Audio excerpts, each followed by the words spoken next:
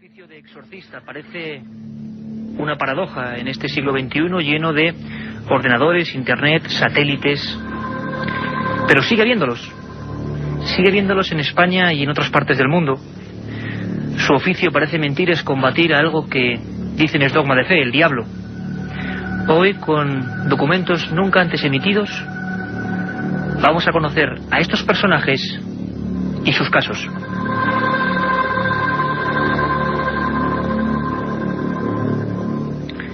Nosotros asistimos a uno de estos exorcismos practicado por la Iglesia Católica. El Vaticano ha incrementado el número de personas dedicadas a este oficio, para el que dicen hay que tener una docta ciencia. Hay que saber de muy diferentes materias y la preparación dura años. Siempre el obispo elige a uno de ellos y, provisto de un libro muy concreto, es capaz de actuar frente al mal. Esto es Milenio 3. Sé que parece que estamos hablando de la Edad Media, pero si nos acompañáis esta noche de 9 a 11 en este horario especial, vais a entender que el tema parece mentira, pero está más en boga que nunca. Carmen Porter, buenas noches. Buenas noches, Iker. Tú eres una aficionada tremenda a los libros antiguos. Hicéis este Misterios de la Iglesia, que hoy también va a servir de piedra de toque. Después del programa que hicimos sobre estigmatizados y fenómenos místicos, la gente en avalancha nos ha pedido un tema tan duro como este. A mí me gustaría avisar a las personas, tengo que decirlo, aunque vaya incluso en contra de la propia audiencia, aunque creo que no.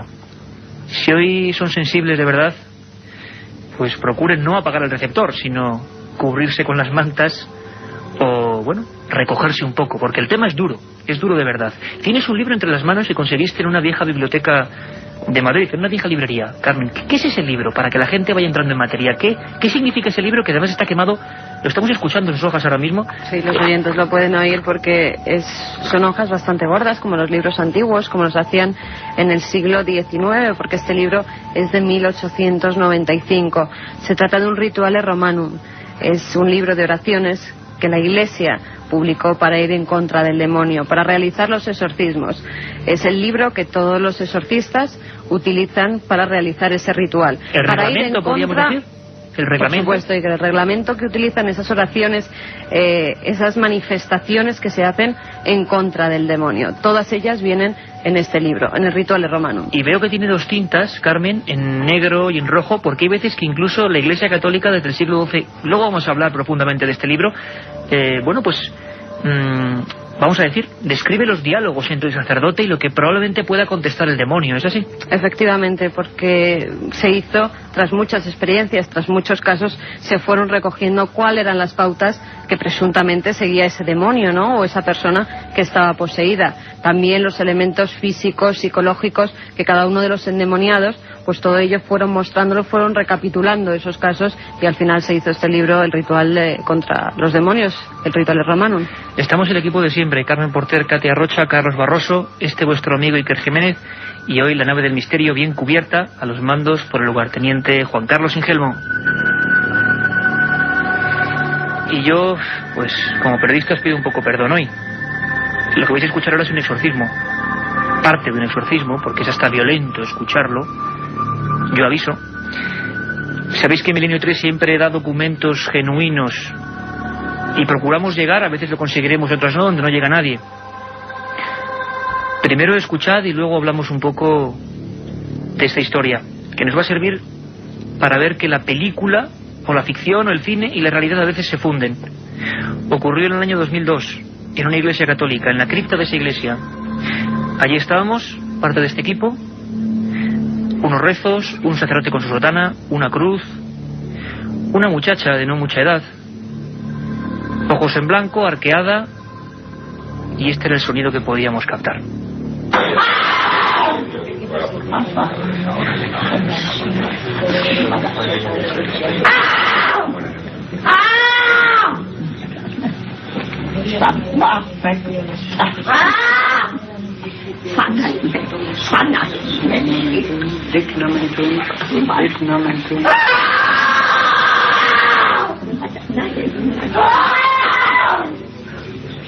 Esta es la voz los documentos, lo que ocurre en un exorcismo de la Iglesia Católica. No estamos hablando de grupos, por ejemplo, de las iglesias evangélicas, que suelen practicarlo casi como medida de limpieza.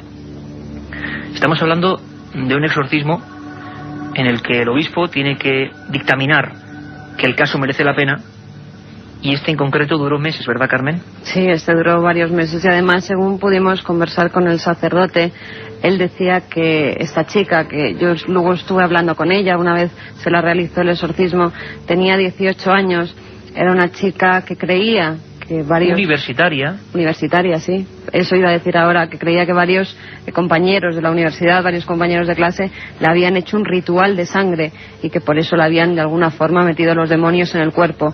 El sacerdote llevaba varias sesiones con ellas, ya cuando acudimos nosotros a este lugar, y nos dijo que solo faltaba un demonio por salir del cuerpo de esa niña. Un demonio que tenía un nombre que era Zabulón. Y que aparece en las Sagradas Escrituras. Allí estábamos los reporteros de Milenio 3 intentando por lo menos, bueno, darnos cuenta de que a veces pasan cosas como esta. No tenemos la explicación, probablemente la psiquiatría la tenga, pero parece que hasta, yo le voy a decir locura, pero los fenómenos mentales pueden generar historias asombrosas. Carmen, vimos ojos en blanco, vimos arqueamientos imposibles, vimos 4 horas de sonidos como este sin parar. Yo nunca he visto algo parecido. Y una fuerza descomunal, además, porque yo me acuerdo que había 4 personas sujetando a esta niña. Una de ellas era la madre, que también ayudaba al sacerdote junto con él, rezaban oraciones, pasaban estampitas por su cuerpo, la rociaban con agua bendita, y el sacerdote pues daba estas palabras, estas oraciones en contra del demonio para calmar los ánimos de la chica, que realmente era espectacular en el estado en el que estaba.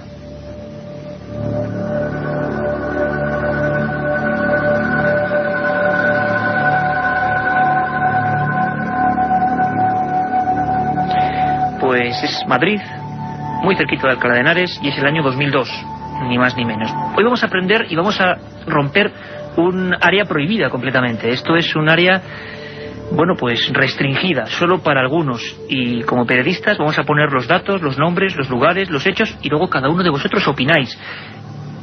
Yo tuve la oportunidad en el año 2000, en noviembre, de tener una entrevista distinta. Una entrevista con un sacerdote oficial de la Iglesia Católica, nombrado por el cardenal de Barcelona. Es Pedro Súñer. El sonido sé que no es muy bueno, lo siento. Está grabado junto a un despacho gótico anexo a la Catedral de Barcelona, de noche, menudo ambiente. Le preguntaba a Pedro Súñer, en esta entrevista que tanto tiempo nos costó, exorcista oficial, que no es lo mismo que sacerdote que puede hacer exorcismos, luego lo explicaremos.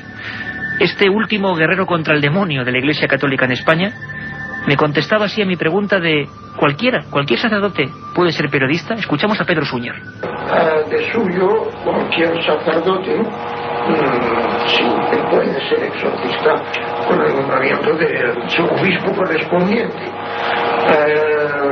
Sí, cualquiera lo puede ser. Ahora, naturalmente, pues el señor obispo procura, entre los muchos sacerdotes que hay en una diócesis, escoger alguno que de alguna manera pues le merezca y que lo crea especialmente idóneo para esto, ¿verdad?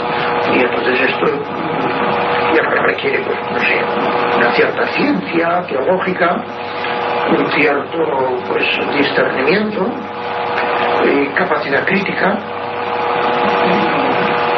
y naturalmente también espíritu de fe para ayudar a estas personas. La otra realidad.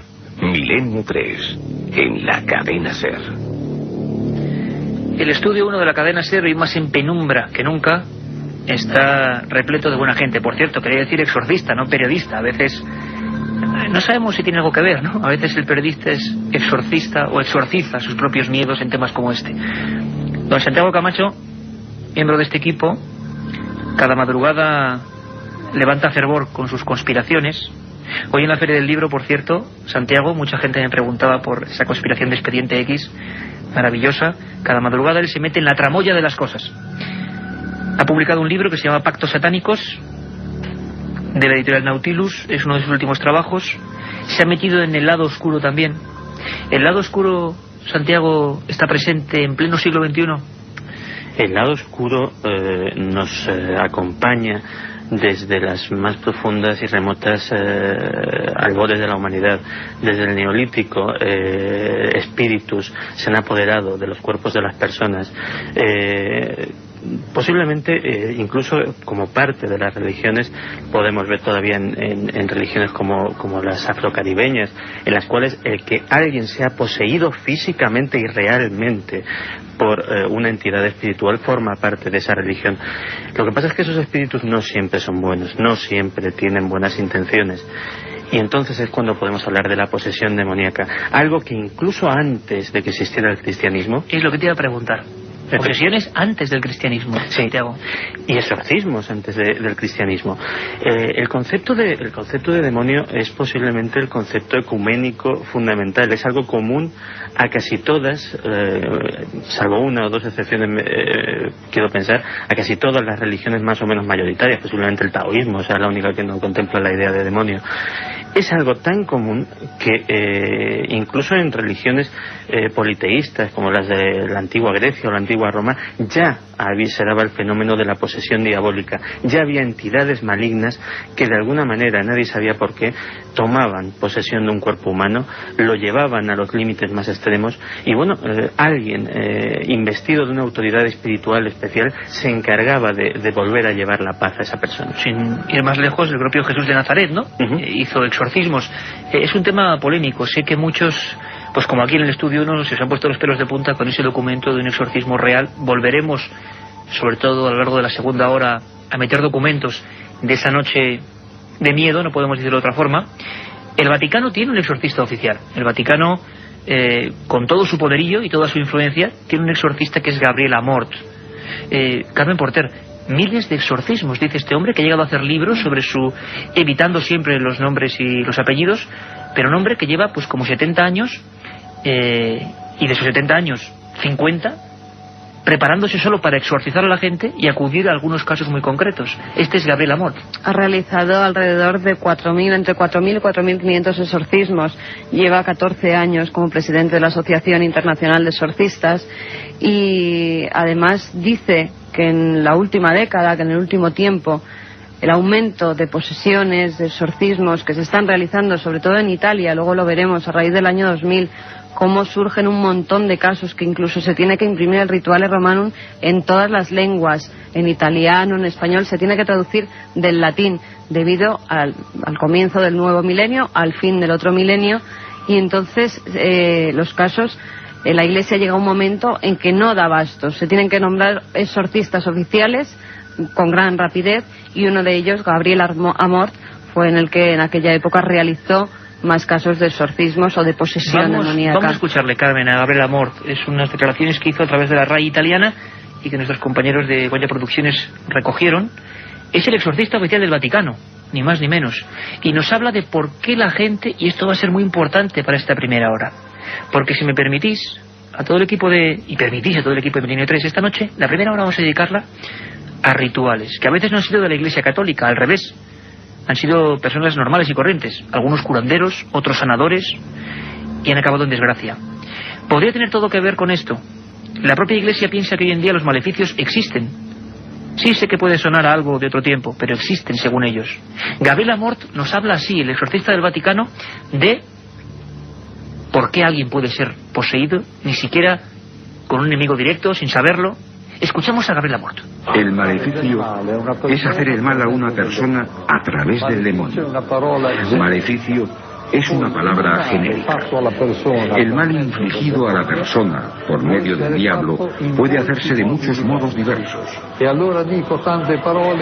forma más común del maleficio es el hechizo. El maleficio puede hacerse con un hechizo, con el mal de ojo, con una maldición, con un rito vudú, con una macumba, con un rito satánico. Puede hacerse de muchos modos diversos.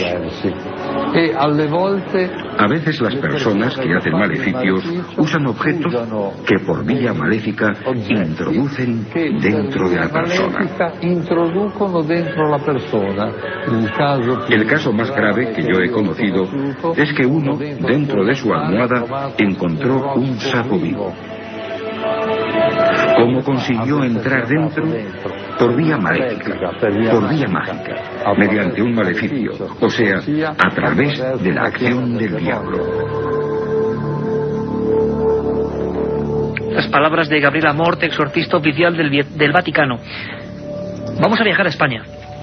Vamos a hacerlo tranquilos, que vamos a retomar todo el tema de los exorcistas auténticos de Sotana. Pero tengo que decir que casi todos los mails que llegaban a milenio3 con número @cadenaser.com, donde ya están las líneas abiertas, por supuesto, milenio3 @cadenaser.com, nos preguntaban por casos de exorcismos que la prensa tituló como exorcismos y que llamaron mucho la atención de la gente que vivía en esos lugares. Algunos se han olvidado, pero casi como un Guadiana que viene y va, de vez en cuando la actualidad nos muestra casos aislados en los que personas concretas que no son sacerdotes hacen exorcismos. Casi siempre el resultado es de víctima mortal. Son casos también prohibidos incluso a nivel policial, casi nunca se investiga mucho. Hoy vamos a hacerlo a fondo con periodistas que siguieron el rastro de estas historias. ¿Quién no ha oído hablar o quién no ha paseado por el Albaicín granadino? Un lugar lleno de vocaciones de poeta. Un lugar con estrellas, un lugar con bohemios, pero un lugar con muerte también, y un lugar con un misterio que marcó de por vida esa pequeña ciudad dentro de la ciudad de Granada. Escuchamos a Carlos Barros.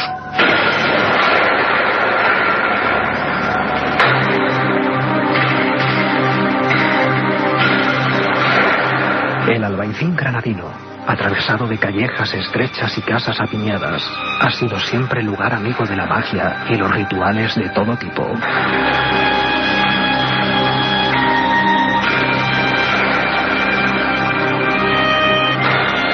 Pero algunos de ellos, fuera de cualquier control, acabaron con el resultado de muerte violenta.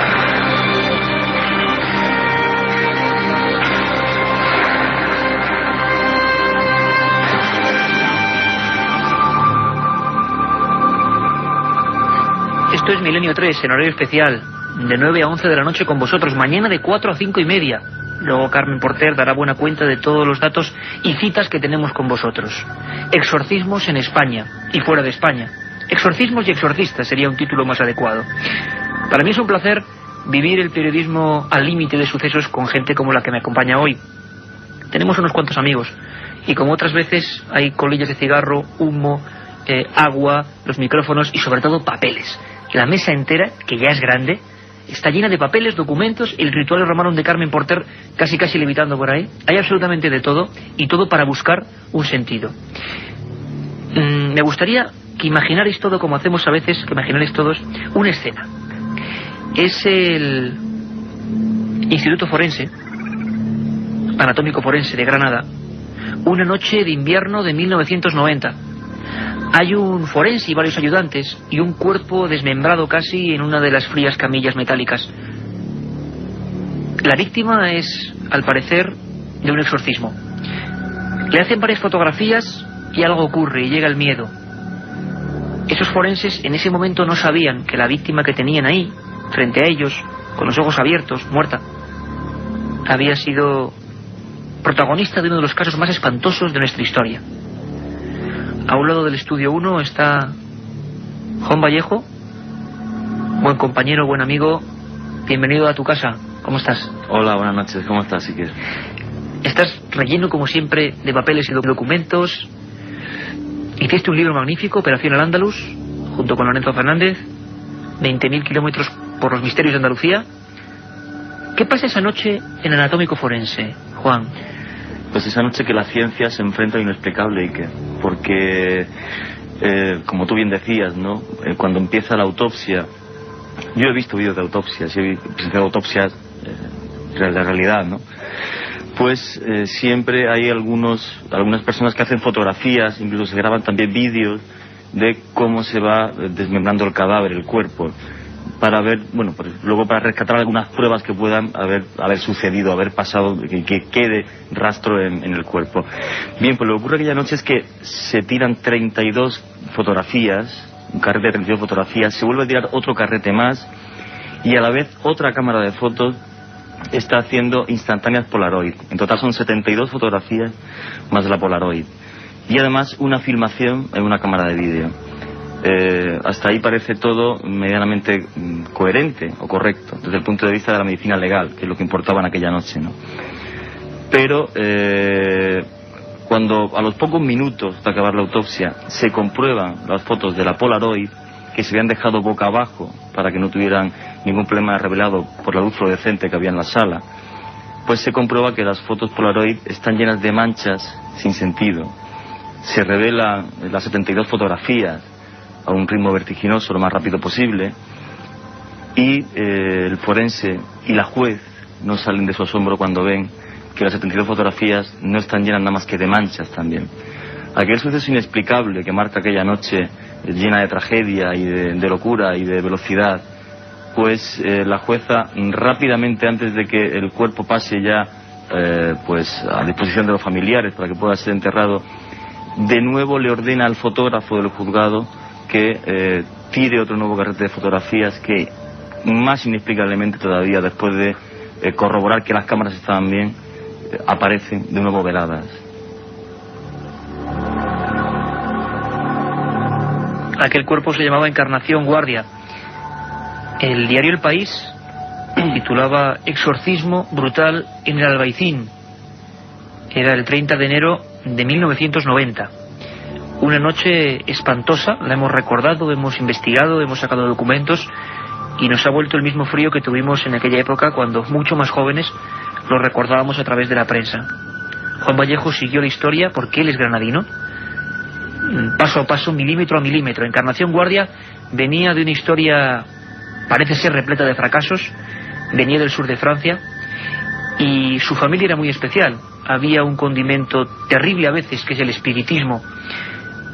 Miembros de esa familia, de un entorno sociocultural bastante humilde, creían tener la facultad de poder hablar con la voz de los muertos, con la voz de uno de los hermanos muertos de leucemia, que parece que se comunicaba con ellos. Una imagen espantosa, una diapositiva espantosa. Encarnación Guardia regresaba de Francia con el convencimiento de que tenía dentro de sus entrañas un macabro regalo, el hijo del diablo.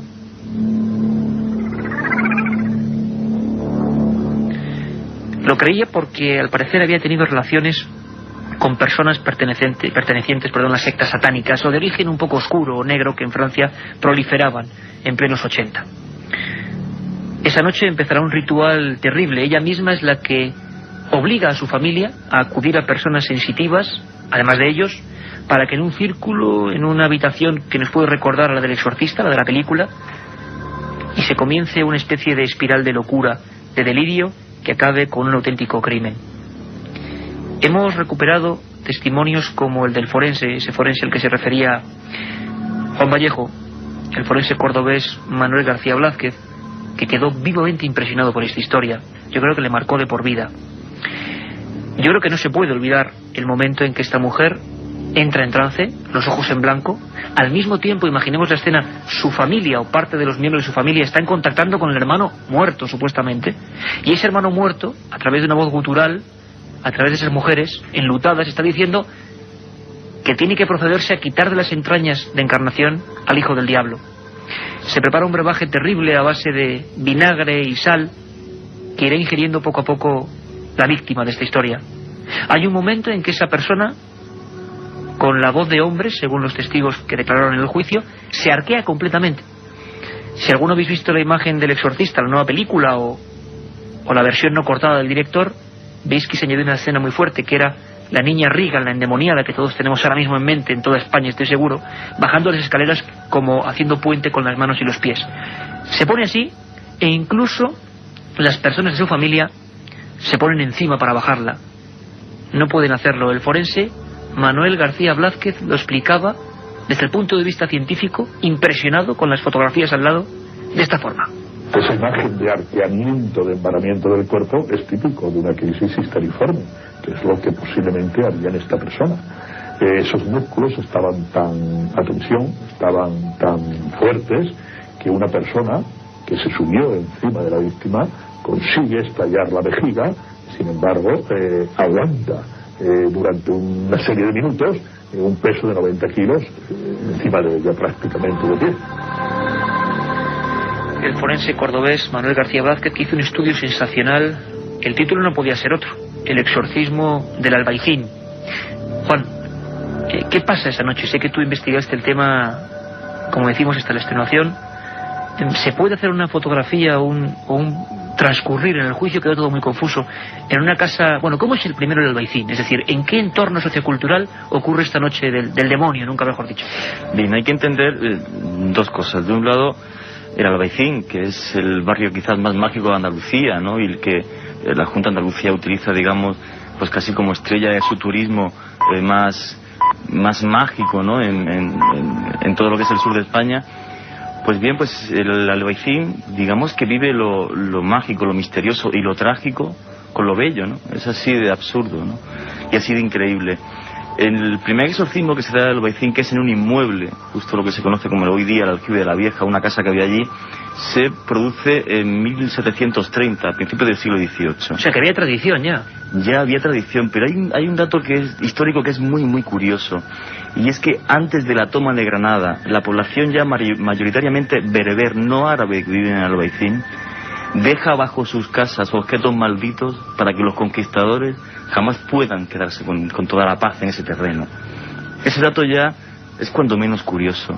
Y luego, en el caso de Encarnación Guardia, en lo que estamos hablando ahora, todo comienza en el año 85 cuando muere su primo, y en la casa empiezan a ocurrir fenómenos poltergeist. Es verdad, hay un inicio de fenómenos raros en la casa antes de que se manifieste ese supuesto espíritu, ¿no? Claro, es que las sesiones de espiritismo que organiza Mariano Vallejo no era simplemente para hablar con el supuesto espíritu del fallecido, sino porque es que el espíritu del fallecido molestaba a los inquilinos de aquella casa. Mariano Vallejo, que no tiene nada que ver contigo, no tiene que coincidéis en el apellido, conocido también como el pastelero, sanador, curandero, digamos así, bien conocido en Granada, y que parece que va a ser la persona a la que se acude como ayuda para esa noche donde había que exorcizar a Encarnación, ¿no?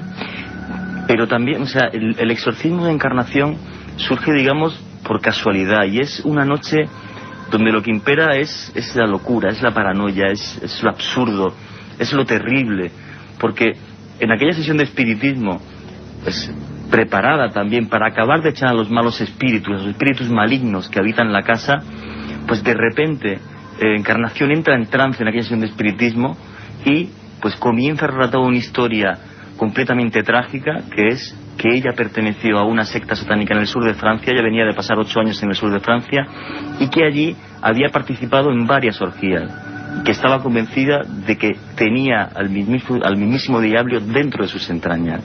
Y ella es la que suplica aquella noche, sin estar nada preparado, a Mariano y a sus 2 primas que le quiten al demonio que lleva dentro. Esto es Milenio 3, hoy edición especial de 9 a 11 con todos vosotros, con un tema que sé que es muy duro, pero Milenio 3 surca con la nave del misterio áreas muy amplias y muy bien definidas. Hay un momento de ese exorcismo del Albaicín que yo creo que es el ejemplo más terrible del verdadero diablo, ese que existe de verdad. El otro no lo sabemos, algunos creerán en él, otros no, pero el diablo que existe de verdad y que está presente es el mal, ¿no? El mal en su estado puro, que puede a veces valerse de la ignorancia, de la incultura, del fanatismo y de elementos que como en un cóctel se juntaron en aquella casa, y aquello sí que era el diablo. Hay un momento, según parece, que como si fuese la película de William Friedkin, El exorcista, el cuello de Encarnación Guardia, 36 años, tez morena, alta, fibrosa, empieza a girar como una peonza, como si fuera en 360 grados. Y esto no lo dice un aficionado al cine, lo dice el forense que estudió la historia y que se apasionó con ella, Manuel García Blázquez. De lesiones ligamentosas en el cuello estaba destrozado prácticamente, que no era extraño que ese cuello girase pues como la peonza, que incluso ese cuello a veces se viera caer como un muñeco de trapo y subir. Estuvimos analizando todas y cada una de esas lesiones y el fenómeno quedó suficientemente explicado. A pesar de que la ciencia tenga evidentemente una explicación, algo natural, ver un cuello parece que sujetado casi sin los huesos como una peonza y que se vuelve a elevar tiene que ser una experiencia límite. Ese exorcismo va engrandeciendo su violencia con el paso de las horas de esa noche, ¿no, Juan? Efectivamente, ten en cuenta que conforme van pasando las horas, aquel brebaje que se prepara a base de vinagre, de sal y de pimienta, básicamente, pues hace que Encarnación Guardia empiece a vomitar, empieza a desencajar su rostro. Hay momentos en los que los testigos incluso llegan a describir cómo su pelo se pone de punta como si estuviera electrificado. Detalle curioso, Juan, porque no es el único. Luego Carmen nos recordará un caso en Zaragoza antiguo donde parece que esto ocurría también. Los gestos que tú comentabas, o sea, cómo retorcía el cuello, cómo se tiraba por el suelo. Hubo un momento, según llegan a relatar los testigos, ya a altas horas de la madrugada, después de pasar 5 o 6 horas, en que todo el suelo de la habitación es un charco de los vómitos de Encarnación Guardia. Dicen que hay un momento en el que la lengua se le inflama y hace que tenga que estar prácticamente todo el tiempo con la lengua afuera, con lo cual, imagínate, era una escena terrible, dantesca. Y ya, digamos, el colofón de aquella noche, o lo más terrible, que nunca quedó claro si lo que la última persona que participa, que era también familiar de ella, y que se dedicaba en el Albaicín a realizar abortos ilegales, aparece en la casa por casualidad, o aparece porque es llamada para ello, viene, digamos, ya a sacar de las mismísimas entrañas de Encarnación Guardia al diablo. Esto que sucede a las 8 de la mañana, pues es ya, digamos, el colofón de toda la historia. Lo que hace esta señora que llega allí, prima de Encarnación Guardia, es introducir su mano por la vagina y por el ano hasta que es capaz de, según también relatan los testigos, de extraer una masa que huele fatal y que puede tirar al baño. Entonces es cuando ellos piensan ya que han extraído el mal de Encarnación Guardia. Cosa que, como luego se demuestra en la autopsia que realiza forense, lo que hizo fue, cuando introduce su mano por el ano, sacar un puñado de heces. Incluso anoche llegaron las operaciones a ir más allá, según nos va a contar el forense Manuel Blázquez. La sensación es que había llegado a la espiral del delirio, como comentaba Juan Vallejo. Toda la prensa granadina y nacional siguió con expectación uno de los primeros casos de exorcismo popular que se daban, al menos a la luz pública, en España. Antes de esta escena, parece ser que Encarnación Guardia ruega que se quemen sus ropas en la calle y que se tiren sus joyas también por el baño porque están poseídas. No parece sentir ningún dolor. Al final parece que incluso la muerte llega antes que por desgarramientos por edema pulmonar. Se le encuentran 200 gramos de sodio de sal en sangre. Toda la noche bebiendo aquella pócima que esa voz espiritual parece que le recomendaba, algo delirante. El forense se quedó impresionado cuando recibió el cuerpo para su análisis. No nos extraña que dedicara años a investigar este asunto. Y nos habla de hasta qué punto esos curanderos llegaron en su afán de hacer abortar al hijo del diablo. No había embarazo, eso quedó probado suficientemente, no había gestación ninguna. Entonces alguien introduce la mano en la vagina y lo que coge es intestino, lo coge a través de la pared vaginal. Entonces cree que aquello es el aborto, y aquella persona, quizás motivada por la propia víctima que pedía que le sacaran aquello, pues lo que hizo fue desgarrar totalmente el intestino. Las palabras del forense que llevó el caso. Tengo, que es el archivo del País, un sinfín de documentos, de recortes. Comienza el juicio del exorcismo del Albaicín, en el que murió una mujer. Absueltas 3 acusadas de matar en una sesión de exorcismo. Suspendido el juicio sobre el exorcismo del Albaicín. Al final, ¿cuál es el final de esa noche? Que acabará en la escena que hemos empezado, en ese anatómico forense de Granada. ¿Qué pasa? Se lleva al hospital, parece que toda aquella espiral de locura, la gente, a pesar de su fanatismo, entra en la conciencia de que han hecho algo mal, que pensaban ellos que Encarnación Guardia, después de ser despojada de eso que eran intestinos, parece que creían que iba a volver, que no pasaba nada, ¿no? Pero Encarnación, claro, no volvía. Es que, según relatan los testigos, hay un momento en el que Josefa Fajardo, que es su prima, que es la señora que se dedica a hacer abortos en el Albaicín, que es la que introduce su mano en la vagina y ano, con un detalle curioso: antes de introducir su mano, temiendo que lo que estaba dentro era el demonio, introducen una aguja de punto al rojo vivo para que el demonio no pueda hacer nada en la mano a Josefa Fajardo. Para defenderse del diablo que ellos creían. Efectivamente, parece ser que la única que guarda un poco de cordura, entre comillas, en esta historia de total y absoluta locura, es Josefa, que después de que las otras 3 personas que están allí, Mariano, Enriqueta e Isabel, las tranquilice porque diga: oye, ya le he sacado el demonio a nuestra prima, vamos ya de una vez al hospital que la veo muy mal. Si no es por Josefa Fajardo, posiblemente Encarnación hubiera muerto allí mismo en la casa. ¿Murió en el hospital? Murió unas 12 horas después en el hospital, sí. Y entró en estado de shock ya al hospital, bueno, entró fatal, muy mal. Y entonces la medicina fue imposible que la recuperase. Toda esta gente, todos estos implicados, todos los protagonistas de esa noche digna de las pinturas negras de Goya, están hoy en libertad, ¿no? Están en libertad la gran mayoría de ellos, efectivamente. Ya todos están en la calle. Es posible incluso que estén oyendo el programa, efectivamente. Pues una muestra de esa otra España profunda, oscura, que a veces en una noticia, en un suceso, aparece y alarma a toda la sociedad.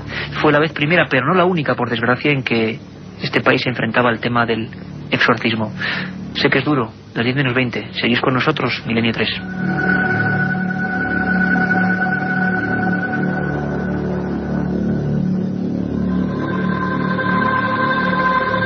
La otra realidad.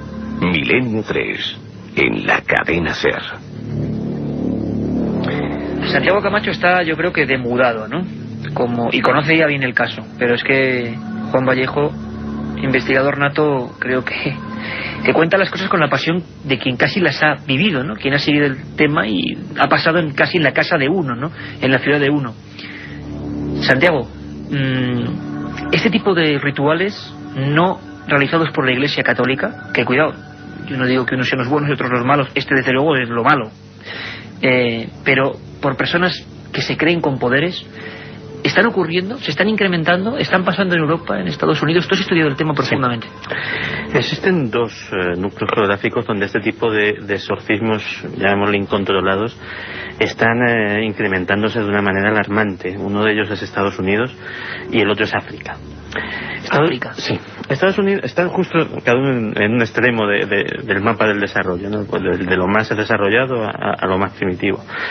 En Estados Unidos el agravante está en que lógicamente no es un país en el que la religión católica sea mayoritaria, por lo cual no hay exorcistas, pero sí es profundamente cristiano hasta algunos extremos fanáticos. Hay dos zonas concretamente, que es la costa este, lo que se ha dado en denominar el cinturón de la Biblia, y el medio oeste, donde se han dado casos. Ahora mismo recuerdo un caso en Minnesota en el cual una pareja de niñas gemelas de corta edad, creo que no eran ni siquiera adolescentes, fallecieron a consecuencia de un ritual de estos por extenuación. Es decir, ni siquiera porque se hiciera cosas realmente malas con ellos, sino directamente porque un ritual de días y días terminó por simple cansancio, por simple extenuación con la vida de estas dos chiquillas. En Estados Unidos la cosa ha llegado a tal extremo que un predicador, Bob Larson, se ha dedicado a estar ahora mismo creando una especie de ejército de exorcistas. Ya tiene por lo visto más de 40 por todos los Estados Unidos, y su idea es que cada persona que crea que lo necesita tenga un exorcista preparado, un exorcista evangélico en este caso, a menos de una hora de su casa. Y lo hace no porque él tenga una pasión fanática por esto, sino realmente por el afán de salvar vidas. Es decir, estamos llegando a este extremo. En el otro extremo, en África, la cosa es totalmente distinta. Ahí tenemos una tradición de animismo, una tradición de magia y de brujería ancestral, que el cristianismo apenas ha rascado la superficie. Pues todos recordamos, por ejemplo, a Monseñor Milingo, que el arzobispo de Lusaka, que luego dio un tremendo escándalo, que se dedicaba a hacer extrañas ceremonias a medio camino entre el exorcismo, la brujería local, y que luego, poca gente lo sabe, él mismo ha sido sujeto de un exorcismo en el santuario de Fátima después de aquel tremendo escándalo al casarse por el rito de la secta Mon, y que curiosamente en ese exorcismo, pues, los escasos testigos parece ser que dijeron que Milingo realmente dio muestras de posiblemente haber estado incluso poseído. En cualquier caso, en África se hacen exorcismos para todo. Se hacen exorcismos para curar el SIDA, esa tremenda lacra que hay en ese país. Se hacen exorcismos porque ante cualquier desgracia, ante cualquier comportamiento anómalo, enseguida la población se piensa que hay algo de magia negra o de posesión diabólica en este asunto, y lógicamente se llega a los extremos inevitables en no pocas ocasiones. Hace poco comentaba con un compañero aquí presente, que no has presentado todavía, el tristísimo caso de la secta de la restauración de los 10 mandamientos, posiblemente la secta que más víctimas mortales ha dejado en la historia de los movimientos sectarios, una secta que empezó haciendo exorcismos. De hecho estaba dirigida por exmiembros de la Iglesia Católica, tanto sacerdotes como monjas expulsados y algunos de ellos excomulgados directamente, que tenían una pasión fanática por estas cosas, y terminaron literalmente sacrificando seres humanos en aras precisamente pues ya de una demencia y de una irracionalidad absoluta. Estamos viajando por el mundo, España, otros países, continentes, buscando por qué en pleno siglo XXI parece que vuelve la irracionalidad, y haciéndolo, nunca lo olvidéis, como periodistas de investigación que somos, poniendo todos los datos. Esto ocurrió en nuestro país, está ocurriendo fuera y está pasando ahora. ¿Por qué? Quizá todos deberíamos reflexionar un poco. El caso del Albaicín no fue único. A partir de ese momento, justo como un reguero, como un contagio, sería otro programa para Milenio 3, eso del contagio de los sucesos, ¿no? Algo que intentan explicar los científicos y que no saben por qué ocurre. Ocurrió en esa tierra a la que dedicábamos hace un par de programas, el crimen de Cuenca, en La Mancha, tierra seca, que decían los árabes. Escuchamos a Carlos Barroso y nos metemos en situación.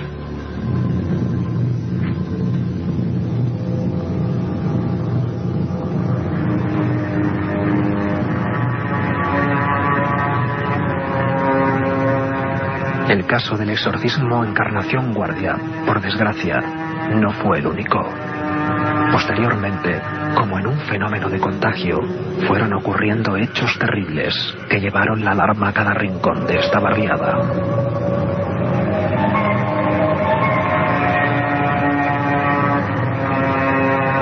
La localidad manchega de Almansa se despertó sobresaltada aquella madrugada. Los gritos llegaban desde una casa en pleno corazón del pueblo. La víctima era una niña. Los ejecutores, miembros de su propia familia. ¿Qué había ocurrido realmente?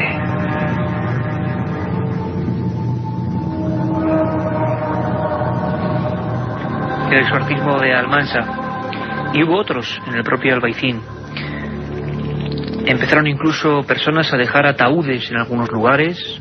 Hubo un miedo al demonio, una especie de cosa que se retroalimenta. Incluso, antes de Almansa, para que veáis que esto no son solo casos de los 90, recientemente Carmen Porter en Elche, hemos venido hace nada de ese lugar, se está haciendo, bueno, estos días se ha hecho un juicio por una madre que, para que veamos que esto es el 2002, ha cortado la cabeza de su bebé, se la ha puesto entre las piernas, convencido de que era la reencarnación, otra vez el mismo tema recurrente, del diablo.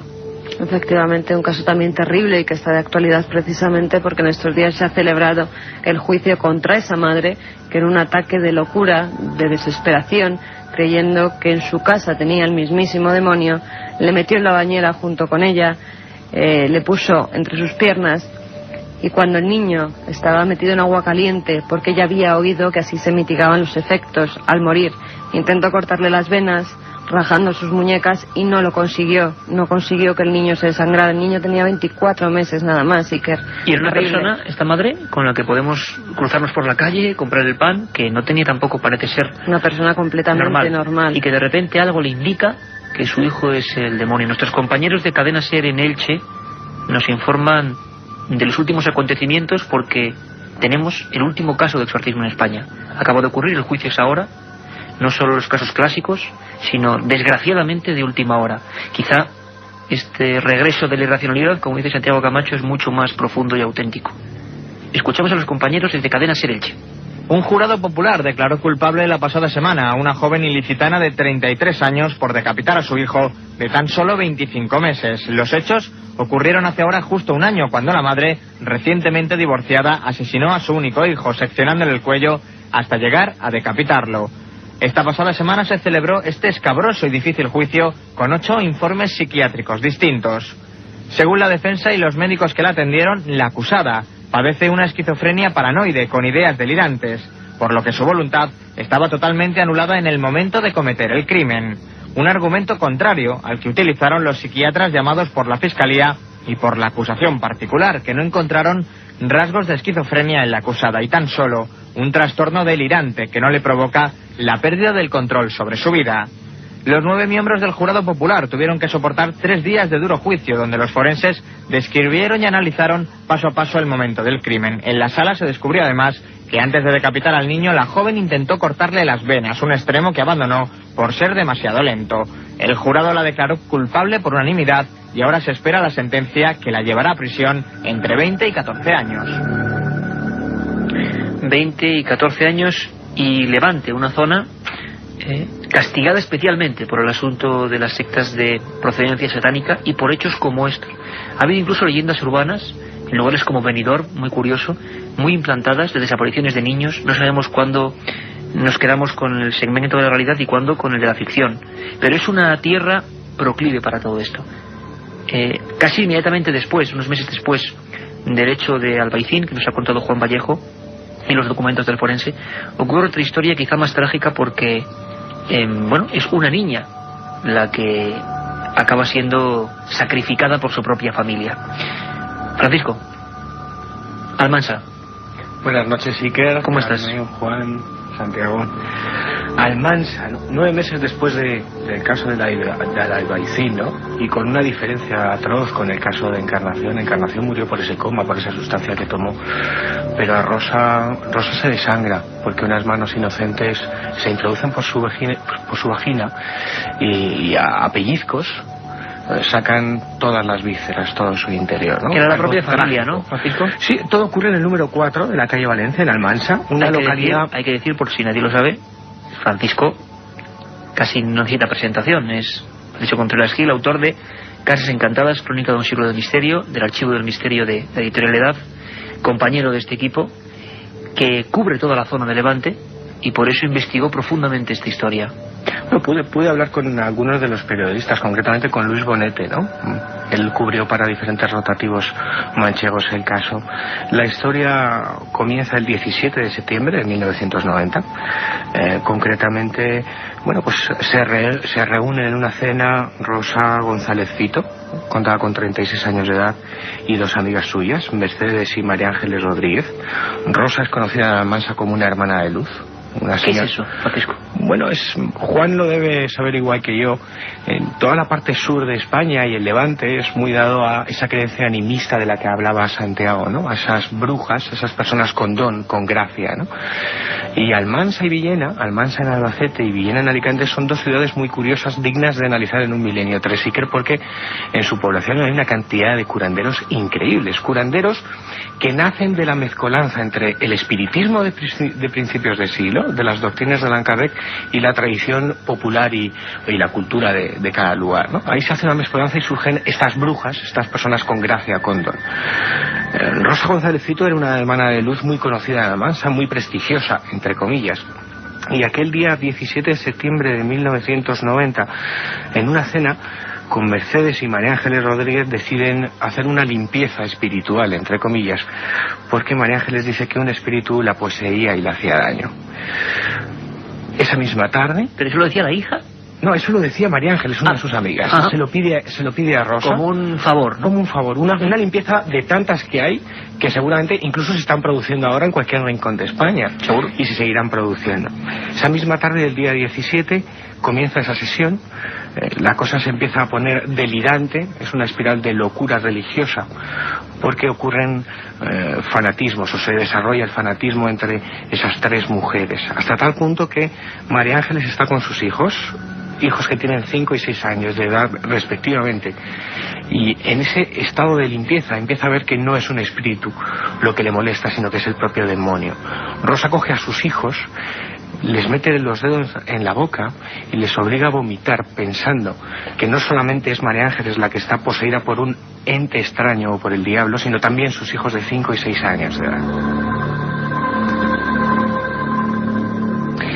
En esa extraña espiral, cansadas de ese delirio de locura religiosa, buscando el mal con mayúsculas, deciden descansar y continuar el día 18, al día siguiente.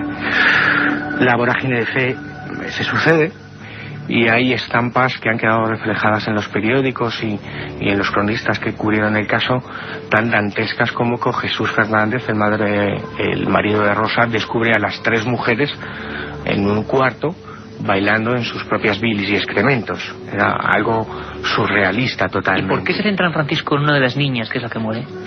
Se centran porque durante 3 días en esa espiral de locura no se sabe qué mecanismos tiene el cerebro, qué chip se suelta en el cerebro de cualquier mente, y empiezan a buscar al diablo en cualquier personaje de la casa, y es ahí donde entra en juego Rosa Fernández. Contaba con 11 años de edad y que era una niña inocente conocida como la Gordita en Almansa. La noche del día 18 de septiembre de 1990, cuando han sido exorcizados supuestamente los hijos de María Ángeles, y cuando María Ángeles también ha sido exorcizada por Rosa, la hermana de Luz, en ese estado de histeria colectiva decide que el mal todavía está ahí, que está presente, que algo vivo, infernal, diabólico tiene que aparecer, y ellas tienen que ser las responsables de expulsarlo. En ese momento decide Rosa llamar a su marido, a Jesús, y despertar a la niña. La sacan de la cama, ella estaba dormida, la sacan de la cama, la desnudan, la tumban en un frío suelo, y en ese preciso momento comienza una historia desgarradora. Nunca mejor dicho, ¿no? Desgarradora porque Rosa, no se sabe por qué motivos, decide que su hija está embarazada del diablo. Otra vez el mismo tema, que luego hablaremos de eso en segunda hora, recurrente, ¿no? El hijo del diablo, el maligno, casi el anticristo que vuelve en el cuerpo de una mujer. Hay un momento anterior a esa escena de Rosa tumbada en el suelo desnuda, en esa vorágine de 3 pseudo brujas histéricas buscando al diablo, que es que Rosa, en una de sus amigas, llega incluso a ver como el propio Lucifer va poseyendo a otros integrantes. Y si quieres escuchamos, porque Rosa, escuchamos uno de los testimonios, porque en un momento dado, antes de empezar el brutal crimen que padeció Rosa, el demonio supuestamente se introduce en el cuerpo de María Ángeles, y Rosa ataca. Y si quieres escuchamos el testimonio de una de las propias testigos. Como bien dices, aquí somos periodistas, y mejor que nada que los oyentes escuchen cómo fue lo que vio una de esas integrantes. Pero incluso, Francisco, tenemos la visión, incluso si quieres, en cuanto llega también la visión científica, ¿no?, de la Cruz Roja de Almansa, que llega hasta ese sitio, y lo que ven ellos, digamos, Francisco, desde fuera, es la evidencia. Lo que estaba ahí estaba todo absolutamente deshecho, destrozado. Concretamente a Fernando Gómez, miembro de la Cruz Roja, que se presenta a las 9 de la mañana ante la petición de auxilio por diferentes miembros de la familia, concretamente el de Jesús y el de algún cuñado, histéricos porque habían hecho la locura mayor de su vida, ¿no? Si quieres lo escuchamos. Escuchamos ese miembro de la Cruz Roja de Almansa. Sé que le metieron palos y le sacaron todo, porque al levantar a la chica de la cama vimos como músculos desgarrados o algo así, y sangre coagulada. Parecía que la historia se volvía a repetir con macabra insistencia. En Almansa, gente, como decimos, con apariencia normal, como otros cualquiera, como personas que nos encontramos por la calle, pero que tienen esa vinculación con ese exorcismo que comentaba Francisco Contreras, con ese mundo mágico que todavía permanece muy arraigado en algunas comunidades y en algunas zonas de España. La niña muere. La niña muere después de estar prácticamente las 12 horas de la noche sufriendo ese exorcismo, que consistió únicamente, entre comillas, en que Rosa, su madre, su propia madre, introdujo primero una mano por la vejiga, luego otra mano, 2 manos, y a partir de ahí empezó a pellizcar, a desgarrar todo lo que encontraba a su paso. La suerte que tuvo Encarnación, si se puede llamar suerte, es que a los pocos minutos o a la media hora murió completamente desangrada, y ahí las 3 brujas, entre comillas, se cebaron. El ritual duró hasta las 9 de la mañana, el momento en el que ellas fueron conscientes de lo que habían hecho, ¿no?, de lo que estaban. Imagínate, eso tiene que ser terrible, claro, cuando uno es consciente de lo que ha hecho y su propia hija. Imagínate la imagen si se pudiera hacer una fotografía, Iker. 4 paredes completamente ensangrentadas, cristales rotos, palos, 3 mujeres con sus ropas desgarradas, llenas de sangre, vísceras por el suelo, y en ese preciso momento empiezan a ser conscientes de que algo no ha sido normal, de que algo normal no ha pasado. Seguimos en la siguiente hora, pero escuchamos ahora al forense en el juicio del caso del célebre y terrible exorcismo de Almansa. Sí, lo que hicieron fue ampliaron la cavidad perineal. Entonces ellos quitaron lo que es el recto, quitaron la vulva, quitaron los labios mayores hasta el tercio anterior. Lo único que le quedó realmente fue el clítoris y el tercio anterior de labios mayores. Todo lo demás fue ampliado, o sea, había un hueco ahí, ¿no? Que normalmente está la vulva, está el periné, está el recto, o sea, está el esfínter anal, y todo eso había sido ampliado de forma traumática y no utilizando ningún tipo de objeto. Fue manualmente. A mí se me queda una imagen, y es la que tengo encima de la mesa ahora mismo, Iker. Y es un Renault 9 de la Guardia Civil, 2 agentes de la Benemérita, y Rosa, con un pantalón corto, sin zapatillas, camisa blanca, completamente ensangrentados, y una frase que decía a esos fuerzas de seguridad: lo hice y lo volvería a hacer por el bien de mi hija. Satán la había poseído y portaba un hijo suyo. Seguimos con más temas de este tipo. De 10 a 11 os dejamos con los servicios informativos de la cadena SER. Ahora regresamos.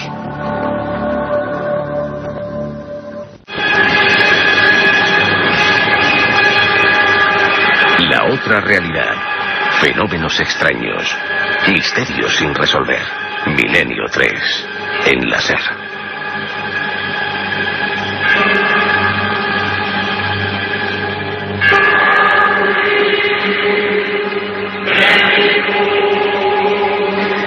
¿Quién no se acuerda de esta música? Esto es Milenio 3. Os seguimos acompañando de 10 a 11. Mañana de 4 a 5 y media. Queréis un programa duro, a fondo, sobre el asunto de los exorcismos, y aquí estamos. Carmen Porter, Katia Rocha, Carlos Barroso, que os habla vuestro amigo Iker Jiménez, y don Juan Carlos Ingelmo a los mandos de esta nave, hoy más misteriosa que nunca, Milenio 3.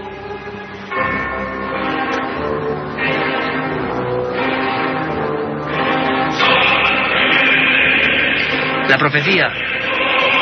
Damien, ese niño, que además luego tuvo problemas de actor real bastante graves, que encarnaba eso, el hijo del diablo, lo que tantas personas en España, por ejemplo, han hecho que motivasen su propio exorcismo, ese tema recurrente del que vamos a hablar. Vamos a meternos a fondo esta segunda hora con los exorcismos, pero no populares, sino con los que la Iglesia Católica ha hecho, hace, y parece que durante muchos años seguirá haciendo.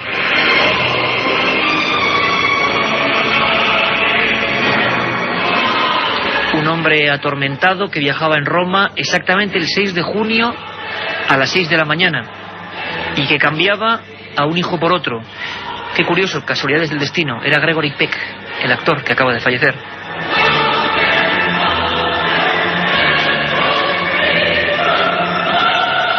¿Os acordáis todos los que nos seguís desde las 9 de la tarde? De ese libro con el que empezábamos, Carmen Porter, libro de su propiedad, Hay que tener valor. Un libro que parece que ha hecho exorcismos, que está quemado y que está empleado por la Iglesia Católica. Es el Rituale Romanum. Vamos a hablar un poco de él. Vamos a hacerlo con esta introducción.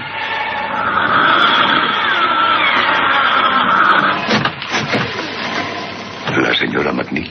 Sí. Soy el padre Merrin. Pase. Gracias. ¿Está el padre Carras? Sí, ¿Padre? Ya ha llegado. Padre. Padre Carras. Es un honor conocerle.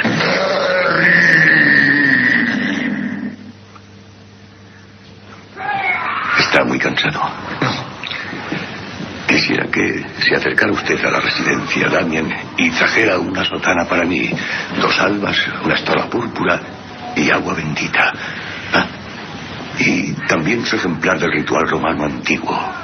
Creo que debemos empezar. milenio3@cadenaser.com. Esa vía abierta ya con todos los amigos a los que hasta en esta noche de miedo agradecemos vuestra confianza. De nuevo impresionante la acogida en la Feria del Libro. Mañana por la tarde estaremos ahí con muchos más temas en la Feria del Libro de Madrid. A veces hay que descansar un poco. El programa tiene altos y bajos en cuanto al miedo, porque incluso entre los propios compañeros de la cadena SER pues se ha fundido un poco, o difundido mejor dicho, parte de la tensión y el pánico que se está viviendo en este estudio 1, porque el tema lo requiere. Rituales Romanum, y teníamos al atormentado padre Carras, ese Jason Miller, ese papel inolvidable, con Maxwell Saido haciendo de exorcista. ¿Os acordáis, no? El pelo blanco, la sotana, la luz de una ventana, el maletín en la mano y aquella casa supuestamente endemoniada. La película más terrorífica de todos los tiempos, El exorcista. Vamos a conocer ahora, y aquí, en la cadena SER, donde si no, a los verdaderos exorcistas. Carmen, volvemos con tu libro. Ese libro, el Rituale Romanum, que hemos dicho que son las reglas fundamentales por las que el sacerdote, según la Iglesia Católica, se enfrenta al demonio, al diablo, al mal. Dogma de fe, no lo olvidemos, porque mucha gente es muy curioso, me ocurre constantemente, no, es que esos temas yo no creo, y luego, bueno, pues son cristianos, creen en cosas evidentemente sobrenaturales, y deberían creer en esto. Un libro con muchas tinturas diferentes, quemado por sus extremos, hemos dicho, se ha tenido que reimprimir, lo hemos pasado por encima, Carmen Porter, por supuesto nuestra compañera, autora de Misterios de la Iglesia. Primero, ¿se utilizó ese libro en el caso que de verdad originó la película del exorcista, Carmen? Por supuesto que se utilizó, y que además fue un exorcismo tremendo, un caso real en el que se basó esa mítica película de terror, El exorcista. Los hechos ocurrieron en 1949 en Mount Rainier, en Washington, y el protagonista no era una niña como en el caso de la película, era un niño, era Robert Mannheim. Robert Mannheim tenía 13 años cuando se puso a jugar con el mal llamado juego de la Ouija, ese tablero con letras donde presuntamente se puede contactar con seres de otros mundos, con seres fallecidos. Su tía Harriet era la que le indujo a esta práctica, y cuando ella muere es cuando se empiezan a producir todo tipo de fenómenos extraños en la vivienda. Libros que salían volando de las estanterías, abrigos que salían solos de los armarios, incluso alrededor de la cama del niño se oían unos tacones que él conocía muy bien porque eran los de su tía Harriet. Y eso cuando la tía físicamente ya no estaba, claro, cuando estaba fallecida. Cuando ya había fallecido. Incluso es muy importante este caso, que es el paradigmático, el que hizo que William Peter Blatty hiciera la famosa novela y bestseller El exorcista. Se produjeron una serie de fenómenos que ahora Carmen nos va a describir y que van a servir porque luego va a ser impresionante no ver la película o escuchar la película o trozos de la película, sino ver y escuchar a los exorcistas reales, cómo los han vivido. Fuerza titánica, hablar lenguas extrañas, letras en la piel. Carmen, aunque sea brevemente, cuéntanos un poco para luego ir desarrollando. Según la Iglesia, según este caso de Washington, ¿cuáles son los elementos básicos para decir este no es un loco y sí que está poseído por el demonio según nuestro dogma? Hay varias señales que inducen a pensar que se puede tratar de un caso de posesión demoníaca. Hay señales tanto físicas como psíquicas. No todas se tienen que dar en conjunto, pueden ser solo algunas o pueden darse todas, como el caso de Robert Mannheim, que se dieron muchísimas de las que el Vaticano pone como señales de presunta posesión. Algunas de ellas, de las psíquicas, son demostrar odio hacia Dios, hacia la Virgen y demás símbolos sagrados, hablar idiomas desconocidos, es decir, xenoglosia o glosolalia, lenguas desconocidas que el supuesto endemoniado entiende e incluso contesta en ellas cuando en su vida las ha podido ni estudiar ni conocer. También descubrir las cosas ocultas, es decir, cierto sentido de clarividencia. Manifestar una fuerza psíquica y moral muy superior a la normal, es lo que hablabas tú antes de titanismo. Esa fuerza en el que, aunque estén sujetados por personas incluso muchos más fuertes que ellos, no pueden con la persona endemoniada. También predecir acertadamente cosas futuras, como es la premonición, o sufrir una transformación integral de la personalidad. Eso sería en cuanto a las señales psíquicas. En cuanto a las físicas, serían manifestar una fuerza física superior a la normal, experimentar transformaciones físicas en todo el cuerpo. Hay muchos exorcistas que nos hablan de formas animalescas, que parecen con esos gruñidos, que también sería una de las señales físicas que se producen. Como los que hemos escuchado. En los endemoniados, justamente, nosotros pudimos ver algunas de ellas. Efectuar violentas convulsiones y torsiones del cuerpo, incluso girar el cuello, como se ve en la película del exorcista. Esto también ha ocurrido en la realidad y hay testigos de ello. Y como nos contaba el forense del caso del Albaicín. E inferir las leyes físicas, desplazamiento de objetos o incluso levitación. Incluso levitación. Esto sería, según vamos a escuchar ahora en voz de los exorcistas, el fenómeno más raro que ellos han visto. Y muy atentos todos, esto es Milenio 3. Vamos a empezar a hablar con ellos, con esas personas que ocupan un cargo especial. Hay dos tipos. Uno, el párroco, el sacerdote de la Iglesia Católica, que como jefe, entre comillas, vamos a decir, como diría nuestro compañero Francisco, de su iglesia, puede ayudar de esta forma, siguiendo el Rituale Romanum o con la propia Biblia, a supuestamente enfrentarse al mal. Y luego el exorcista oficial, escuchábamos la voz de Pedro Suñer, el que por su sapiencia, por su ciencia de este tema tan oculto, es considerado como en España o en su región el maestro, digamos, hacedor de este tipo de rituales, el que está más preparado después de años y años de estudio. José Antonio Fortea ha escrito su tesis sobre el demonio, le llamó Demoniacum. Hemos estado con él en algunas ocasiones. Él no es exorcista oficial, hay que dejarlo claro, sino sacerdote que, a raíz de gente que ha venido a través de ese trabajo a verle, ha podido encontrarse con casos que él dice verdaderos. Siempre, Iker, con el permiso del obispado de su diócesis, eso sí, realiza los exorcismos con ese permiso. Pues vamos a escuchar a José Antonio Fortea. ¿Cómo es el ritual? ¿Cómo empieza él, el ritual del exorcismo? El ritual del exorcismo para la Iglesia Católica son una serie de oraciones hechas a Dios para pedir que libere a esa persona de esa influencia del demonio. Y después, en mitad de esas oraciones, sí que el sacerdote se dirige directamente al demonio, ordenándole, con su poder sacerdotal, ordenándole que salga de ese cuerpo. Pedro Suñer, hasta hace apenas 2 años, cuando yo pude entrevistarle, era el exorcista oficial nombrado por el cardenal de Barcelona, el obispo, para ejercer en Cataluña. Había nuevos casos y durante muchos años se enfrentó a ellos después de otros tantos de estudio. A él le llamaba mucho la atención otros fenómenos, vamos a hablar de ello ahora, que al margen del poseído, fuese este poseído real o no, eso ya queda en la mente de cada uno, ocurrían por ejemplo en habitaciones, en entornos, cosas que él mismo había podido ver. Escuchamos, perdón por la calidad de la grabación, fue una entrevista no hecha para ser radiada, una entrevista con el exorcista oficial, con el verdadero exorcista, y nos contaba que a veces ocurren, en estos casos muy pocos, muy concretos, cosas como esta. Casos me han presentado muchos. Muchos, sí, muchos relativamente. Yo diría que alrededor de unos 100. Alrededor de unos 100 casos. Ahora, de estos 100 casos, alrededor del 90%, por tanto de 90, eran enfermos mentales. Sí, o sea que son relativamente de la mayoría de la gente que pretende y que le parece con toda buena fe, pero que se creen endemoniados o con influjos diabólicos, después de unas sesiones de estudio y, como digo, consultando con un psiquiatra, pues entonces se ve que no hay tal, que estos son la inmensa mayoría de casos no son. Por tanto, de este 10% más o menos que quedaban, pues diríamos que 2 o 3 consideré que podían, que parecía que sí, que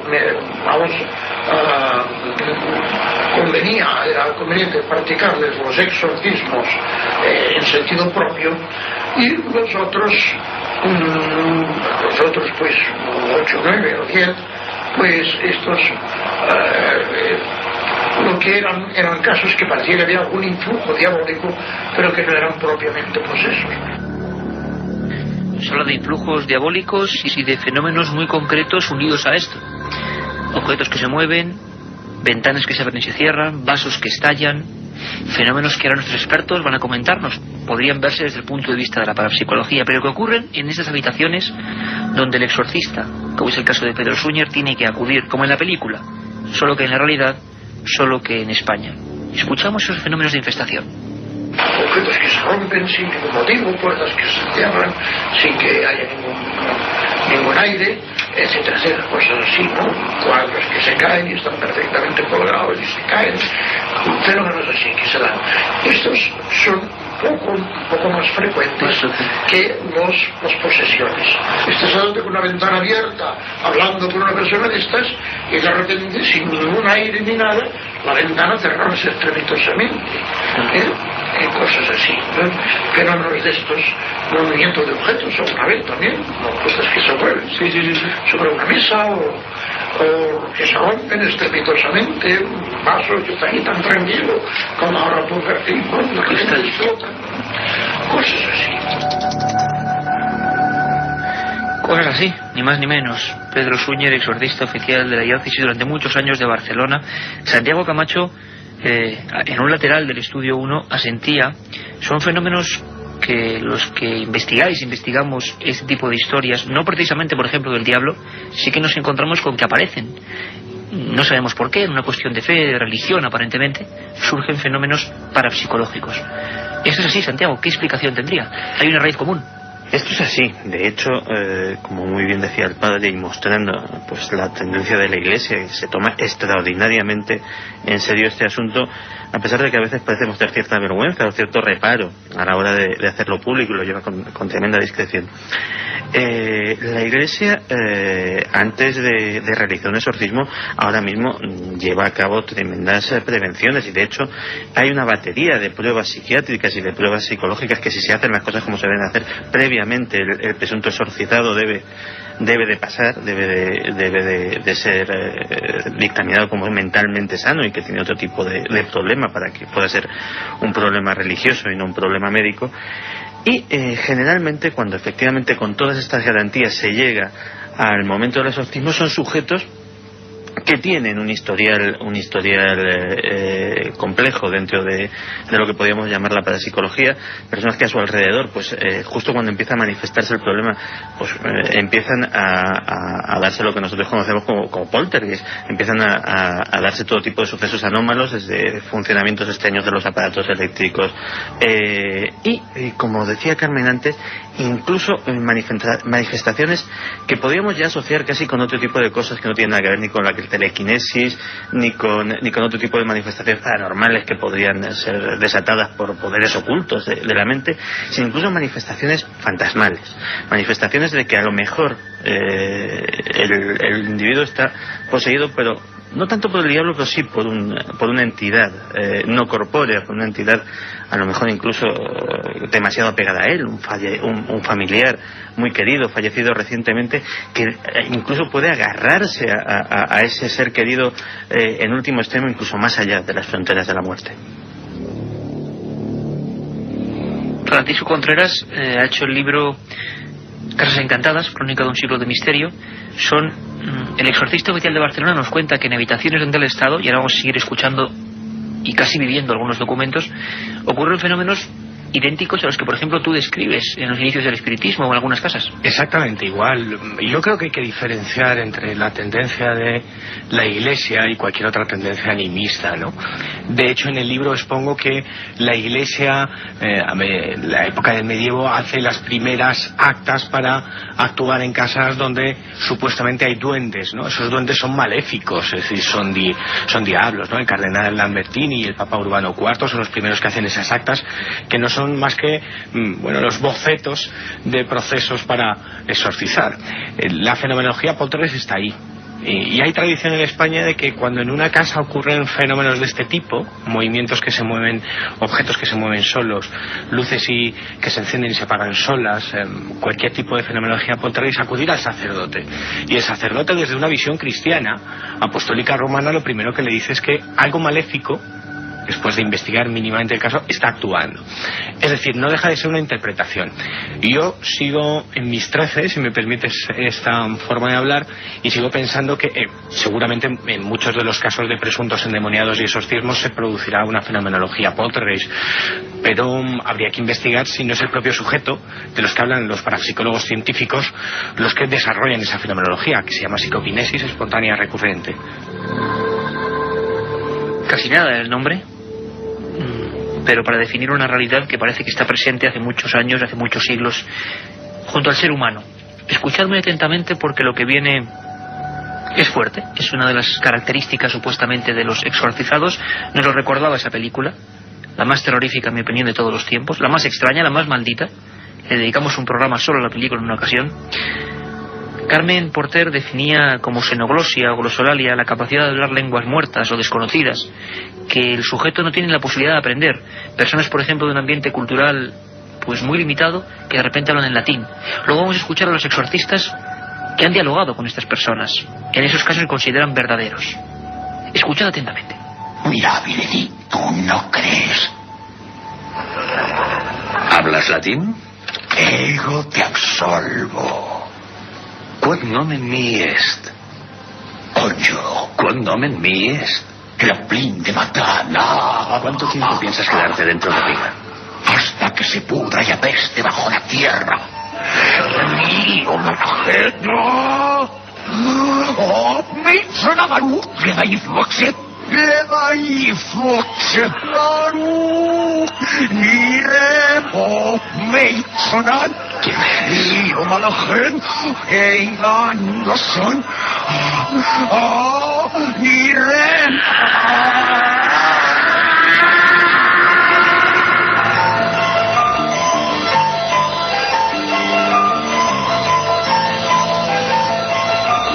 El papel increíble de Regan. Recordamos ahora que cuando se quiso pasar El exorcista al teatro, esta interpretación magnífica la hizo Mari Ure.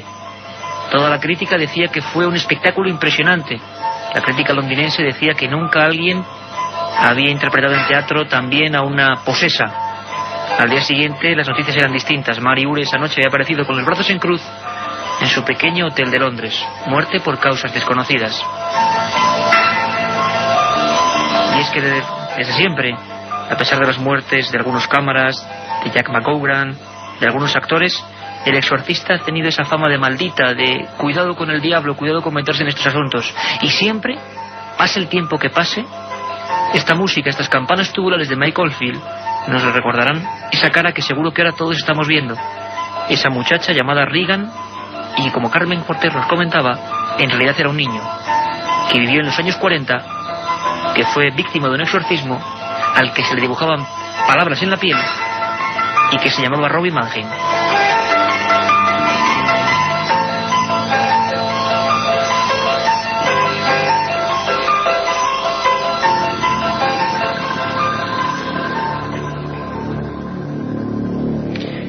Hablar lenguas desconocidas para el sujeto, lenguas muertas, xenoglosia. Carmen Porter, ¿quién era el padre Francisco de Paula Solá? El padre Francisco de Paula Solar era el anterior exorcista oficial de la diócesis de Barcelona, anterior a Pedro Súñer. Pedro Súñer, por decirlo de alguna forma, es discípulo de él. El padre Francisco de Paula Solá realizaba los exorcismos en España antes que Pedro Súñer y ha dado testimonio de algunos de ellos. A mí me impresionó mucho uno que recojo en el libro, en el que se cuenta la historia de una niña huérfana. En los años 30 permanece en una casa de acogida para niñas huérfanas y allí comienza a hacer cosas extrañas. El padre Solá es llamado para ver qué le pasa a esta niña, qué le puede ocurrir, y después de hacer varios análisis con ella, de estudiarla, de ver cómo se comportaba tanto en clase como cuando entraban en la iglesia vio que al darles la comunión ella escondía la hostia consagrada en su batín. Y cuando iba su hermano debía estar metido pues en rituales extraños, le daba estas hostias que había recogido durante varios días y a cambio el hermano le daba unos caramelos o unas monedas. Esta niña incluso él hizo una prueba que era meter en sobres estampas, algunas de ellas eran estampas de la Virgen, estampas sagradas, y otras eran simples papeles. Los papeles, los sobres estaban completamente cerrados y no los podía ver en ningún momento, y ella reconocía sin verlos y no quería coger aquellos en los que estaban las estampas de las vírgenes o de los santos. Como si le quemaran. Como si le quemaran, efectivamente, Iker. Pues vas a escuchar, Carmen, ahora mismo una cosa sorprendente, porque yo le preguntaba en esa entrevista que desde luego nunca voy a poder olvidar, en pleno barrio gótico de Barcelona, después de muchas gestiones con Pedro Súñer. Él era discípulo, efectivamente, de Paula Solá. Y él ha llegado a hacer esas pruebas. 2 sobres blancos, sin que nadie lo vea, dentro una estampa y dentro unos papeles. Y la estampa abrasaba, quemaba, y empezaba el ritual del exorcismo. Escuchamos a Pedro Súñer. Te das cuenta de que cuando le das, tú sabes cuál es, pero él no. Cuando le das donde va a estar, cuál es, que tiene una reacción negativa, y en cambio nosotros no. Como si le quemara prácticamente. Prácticamente, una reacción así, no quiero y tal. Y entonces, claro, esto es un síntoma de que hay algo. Otro síntoma también muy conocido, pues es el signo de hablar lenguas desconocidas.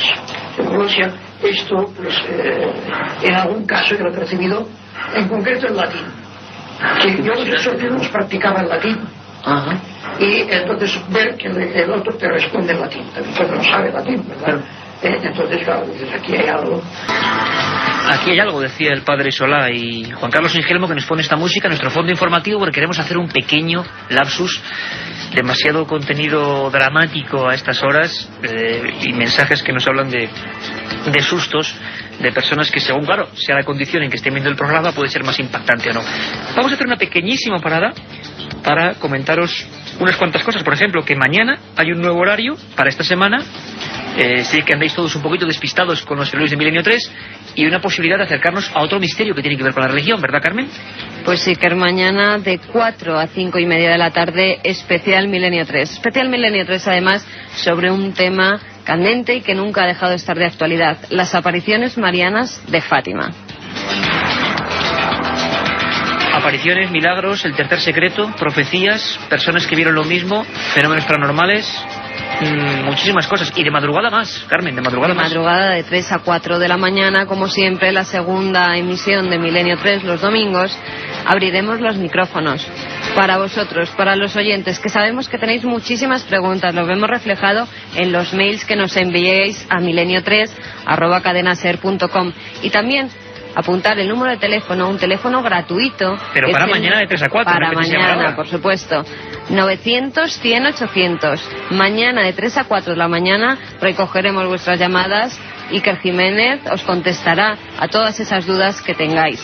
Y además es que tengo en las manos, vamos a sortear mañana en ese programa especial de 3 a 4, Tumba sin nombre, el último libro que he tenido el honor de hacer con Luis Mariano Fernández, la aventura que ha seguido Milenio 3 paso a paso, una familia masacrada en la guerra civil, el origen de las caras de Belmez, una aventura impresionante que nos ha conmovido.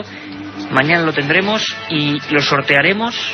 Es más calentito porque acaba de salir ese libro, está todavía. Y las últimas citas, Carmen, relativas a los libros. Se acaba la Feria del Libro de Madrid, siempre os damos puntual información, y ahí la presentación de este ejemplar. Pues todo lo que quieran acudir hasta la Feria del Libro y encontrar ese Tumba sin nombre de Iker Jiménez y todas sus demás obras, lo pueden hacer mañana, domingo 15 de junio, de 6 a 9 de la noche. Estará en la caseta 47 firmando sus obras. Y también hay que decir, Iker, que el día 17, el martes, viajaremos hasta Málaga. En el edificio del Centro Cívico de la Diputación de Málaga, que está en la avenida de los Guindos 48, presentaremos tanto ese libro, Tumba sin nombre, como La Sábana Santa, fotografía de Jesucristo. Y sobre todo, lo más importante, parte del equipo de los que estamos aquí, de Milenio 3, documentos, información. Sabéis que siempre, cuando nos permite el tiempo, os informamos de todas las actividades que vamos a hacer. Estamos viendo el cariño que tenéis al programa.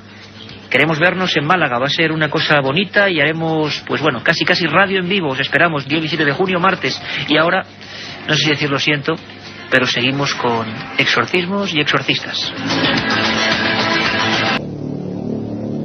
Hablábamos de un caso en Zaragoza, 1934, época anterior justo a la Guerra Civil, y Carmen, sin saber el corte que vamos a sacar, hablaba de ese truco que parece que tenían los exorcistas de aquella época, la doble estampa en el sobre, o la falsa estampa, y cómo afectaba a esta persona. Antes de seguir con ese caso que dicen que es uno de los más impresionantes y que nosotros tenemos conocimiento de él gracias a Sebastián Arbó, ese divulgador catalán que fue el primero en entrevistar al padre Solá, pues José Antonio Fortea, el exorcista, digamos, que no es oficial, pero que es sacerdote de la Iglesia Católica y que el obispo le da el permiso para actuar con gente que va en busca de su ayuda, nos habla de este tipo de fenómenos que ocurrieron en Zaragoza y los que él mismo ha podido ver.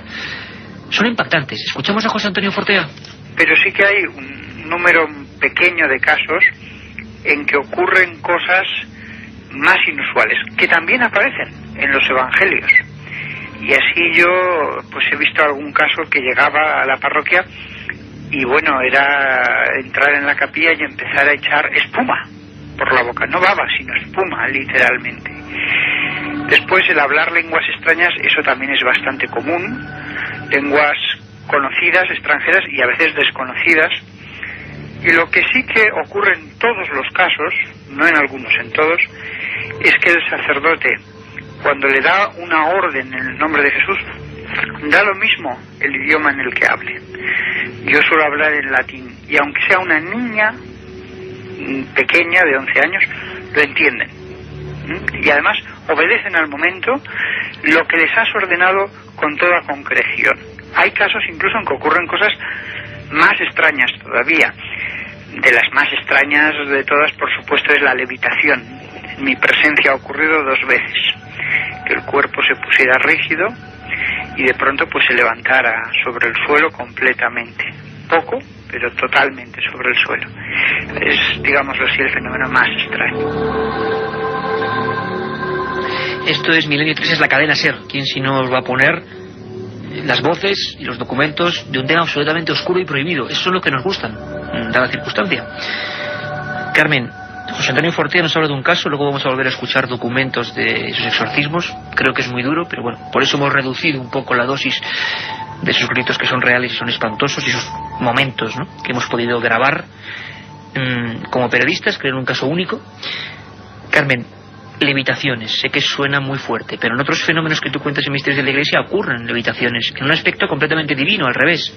Y en Zaragoza también le pasó a esta niña investigada antes de la guerra por el padre Solá, ¿no? Efectivamente, Iker, el padre Solá le cuenta en esa entrevista a Sebastián Darbo que cuando decide llevarla a la iglesia para realizarle ese exorcismo, nada más entrar, justo a la entrada, como en todas las iglesias, se encuentra la pila del agua bendita. En ese momento coge agua y rocía a la niña con ella.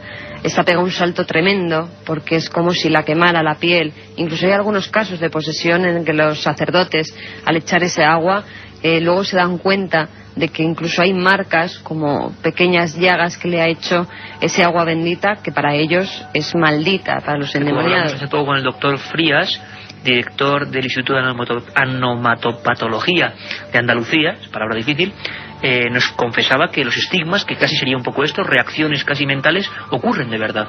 Puede que sean un fenómeno de fe o no, pero ocurren, puede haber un origen natural, y esta gente, aunque incluso a veces el agua no sea bendita, parece que creen, tienen tal fe, tal creencia, que parece que hay ampollas y auténticas quemaduras, ¿no?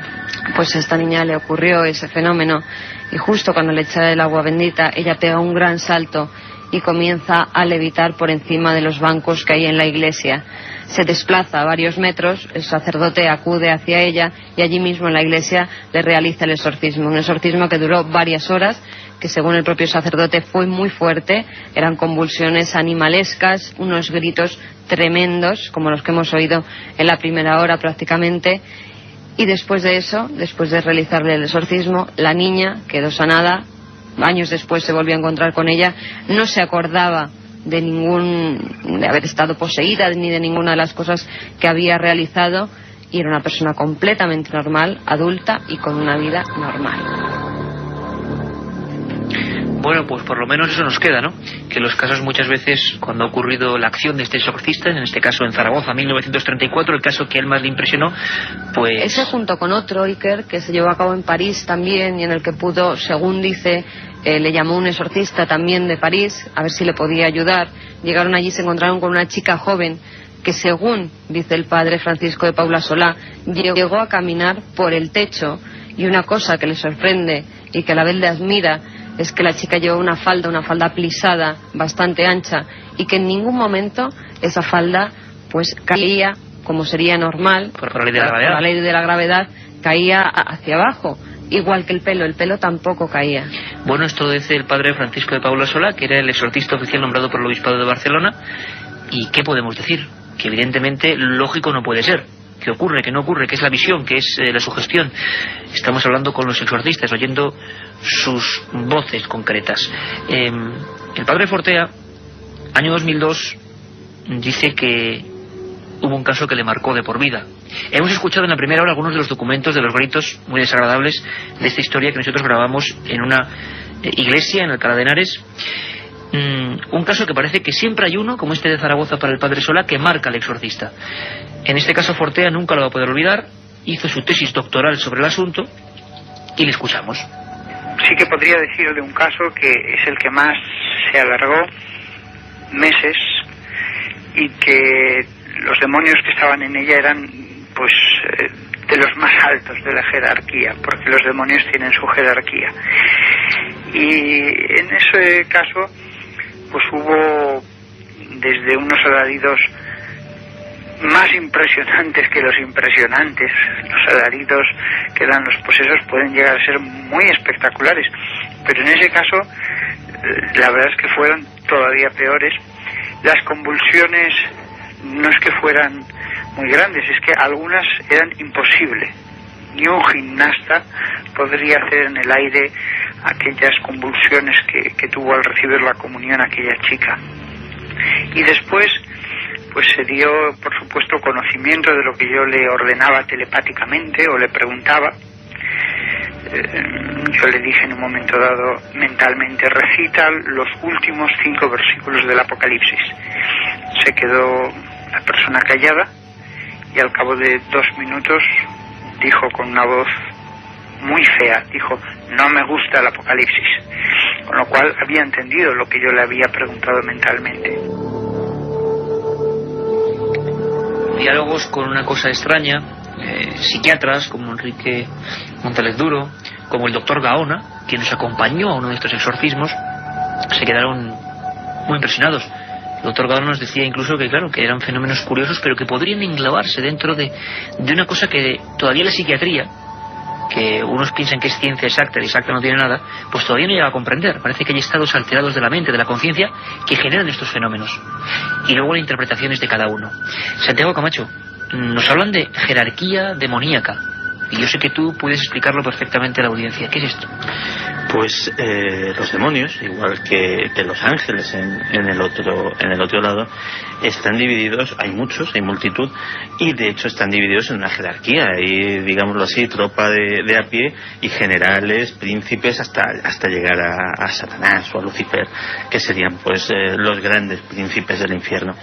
Curiosamente, cuando en los casos de posesión, efectivamente, el poseído nunca o casi nunca es poseído por una sola de estas entidades, sino que son varias las que le atormentan, dirigidas generalmente por uno de más rango. Generalmente además es el que se queda para el final, el que se queda de postre. Y fíjate, en el caso que citabais al principio del programa, que era el Zabulón, es curioso cómo incluso las víctimas que no tienen ningún conocimiento de demonología y que bueno, pues no tienen por qué saber cómo se llaman estas criaturas, pues por ejemplo van saltando de caso a caso. Zabulón, por ejemplo, ha aparecido en relativamente muy pocos casos de exorcismo. Recuerdo un convento del siglo XI donde todas las monjas empezaron a ser poseídas por una serie de criaturas que además pues les hacían verdaderas salvajadas para una mujer religiosa, incluso tener actitudes licenciosas y todo este tipo de cosas, y apareció el nombre de Zabulón. Obviamente en Alcalá de Henares, una chica de 9 siglos después, que no creo que sea una ferviente estudiosa de manuscritos del siglo XI, no tiene por qué tener acceso a ese nombre, y sin embargo está ahí. Y eso es curiosamente un fenómeno que se da incluso, hablabas de exorcismos practicados por Jesús de Nazaret, incluso desde aquellos primeros exorcismos. Cuando Jesús se acerca a un endemoniado en los propios evangelios, le pregunta: ¿cuál es tu nombre? Dice: mi nombre es Legión, porque somos muchos los que estamos en este cuerpo. Y en ese momento, a partir de ese momento, efectivamente se da ese fenómeno, esa multiplicidad de demonios que atacan a la pobre víctima de los diablos.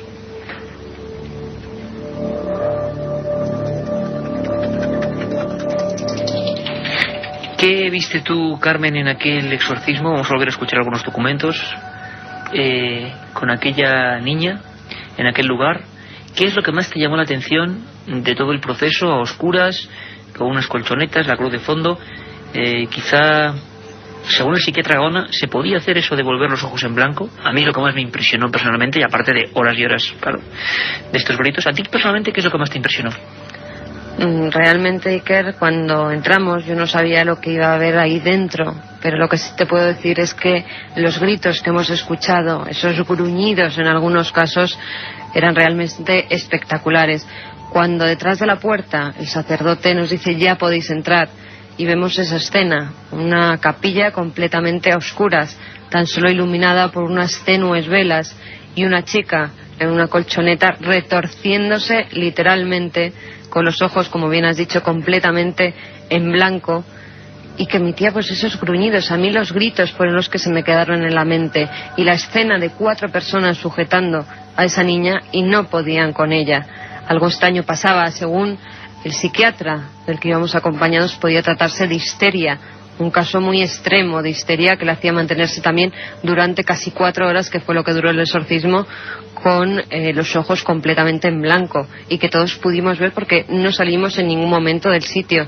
También me impresionó la madre, esa madre que estaba continuamente de rodillas en el suelo junto a su hija y que no hacía más que rezar y pasar estampas de la Virgen por el cuerpo de su hija.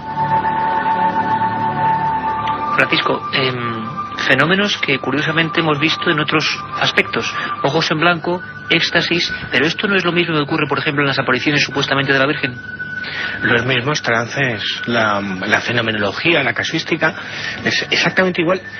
Y cuando hablamos de poltergeist es exactamente igual, ¿no? Y yo creo que habría que diferenciar desde qué punto veas la fenomenología, ¿no? A mí se me vienen a la mente ahora otros exorcismos, que son los de los endemoniados de la Balma, en el Maestrazgo de Castellón. Los trances que vivían Usó Petit, niña de 12 años, Mariano Oliver, que llegó a levitar en esa capilla ante la Virgen, guiada por las Caspolinas, las brujas de Caspe, son exactamente igual, es decir, y yo hablamos creo que de decenas de personas en unas cuevas y de la censura que luego vino con la guerra civil. Hablamos de una España tenebrosa y desconocida que se vivió y que dejó constancia un fantástico periodista del periódico La Libertad, se llamaba Lardo Prats, que recorrió aquellos montes de pesadillas, como los catalogaba, donde se llegaban a reunir en septiembre más de 20.000 personas para expulsar el diablo del cuerpo, ¿no? Y allí se vivieron momentos fascinantes dentro de un punto de vista social o económico. Y quizá, Francisco, tendría naturaleza eso que nos dice la psiquiatría, que intenta comprender el contagio mental. Es decir, si ahora estamos aquí rodeados y se genera, por ejemplo, miedo en quien nos escuche, eso ya es un fenómeno como difícil de explicar. ¿Por qué cuando estamos contando historias de este tipo en plena noche, sentados con unos amigos, de repente hay algo que nos cambia a todos, algo que lo sentimos por igual?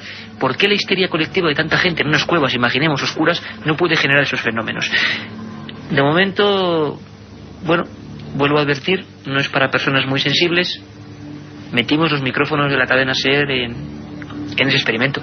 Yo creo que pocas veces se ha radiado una posesión con la Iglesia Católica, con los rezos del cura, con las imprecaciones del sacerdote, con los rezos de las otras personas que ayudaban y los gritos de esa muchacha. Sé que es muy duro ahora a las 11 menos 10 de la noche, pero ahí va.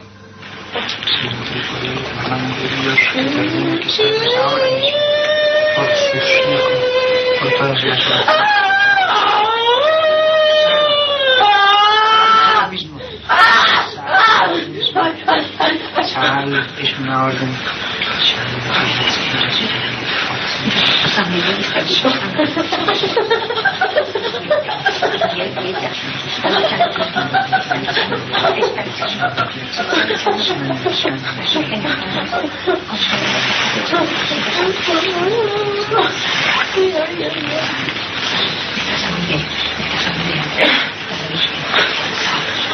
Sale en el nombre de Jesús.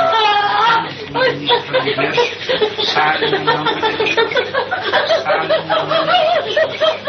Que lo estoy ordenando aquí en nuestro santo su sagrario, por el nombre de Jesús.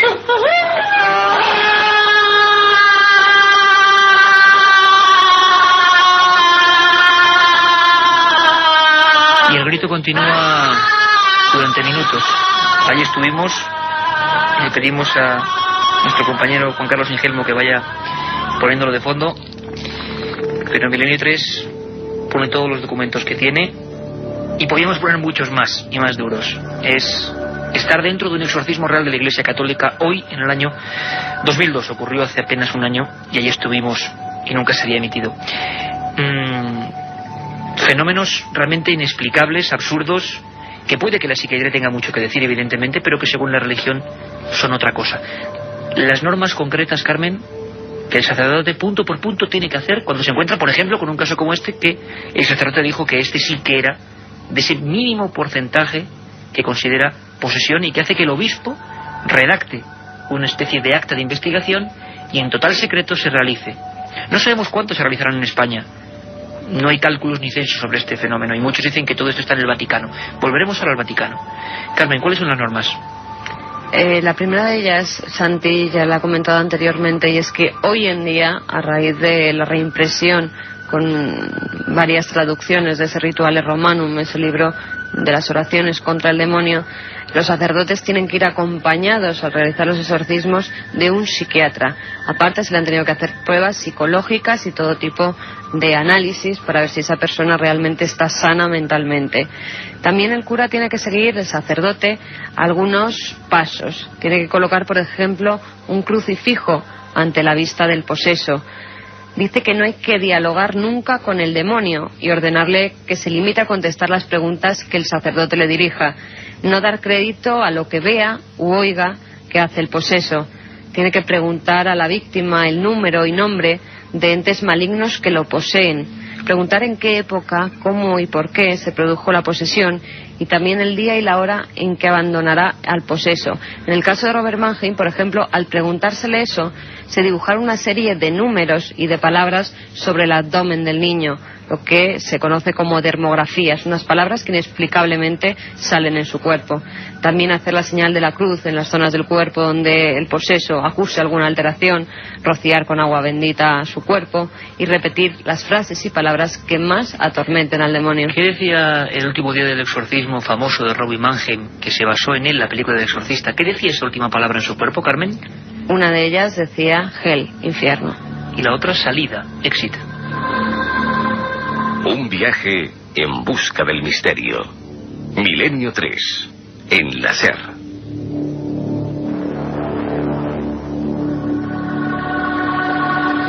Incluso yendo más allá, Gabriel Amort, exorcista del Vaticano, nos habla de una cosa que de verdad nos parece pura ciencia ficción, y este es el exorcista oficial del Vaticano, ni más ni menos, que ha acudido durante tantos años y décadas a miles de casos. Podéis seguir escribiendo, aunque ahora mismo ya vamos a repasar algunos de los mails que nos han llegado a milenio3@cadenaser.com para que Santiago, Francisco o Carmen nos den alguna de sus opiniones. Sabemos que la verdad en estos temas todavía menos no es nada certera. Ahí los trae Carmen, un buen fajo. Compañeros, antes de eso, si queréis, escuchamos a Gabriel Amort hablándonos de una cosa que ya me parece absolutamente increíble. Él lo dice: aportes, objetos que no estaban, objetos físicos y que de repente aparecen. Escuchamos. Ocurre que las personas, para liberarse, necesitan deshacerse de los objetos que les han metido en el estómago de modo invisible. Y sucede entonces que cuando vomitan estos objetos salen cosas verdaderamente extrañas. Voy a enseñarles algunas. Por ejemplo, vean uno que vomitó en una sola vez una cadena metálica así de larga.